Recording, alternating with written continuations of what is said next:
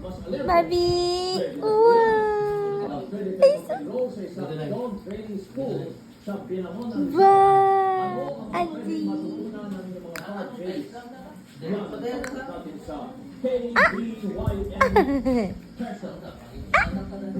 Ay! Agboy-boy ating news!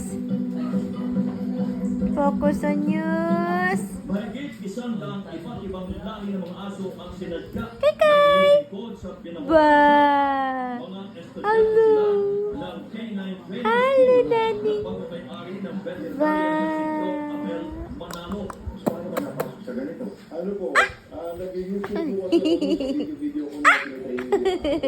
Tapos Huwag malinaw mainga ko ni Mami. sa akin na trainer ng isang malaking K9 service provider sa Pilipinas. Abo!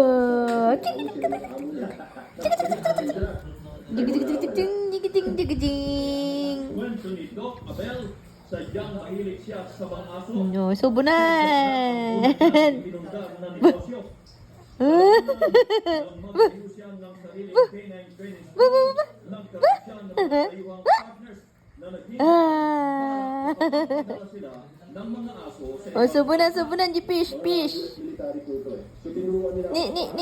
handlers nila. Nagpapadala ako ng mga handlers at saka ng mga dogs papunta sa Afghanistan. Kung mga 2009 hanggang 2011 padala.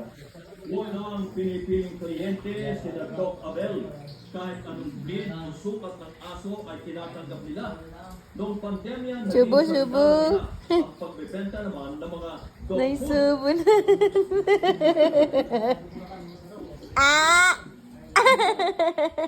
Ngayon, Ah! school. Naipasa na rin ni Doc Abel ang kaalaman sa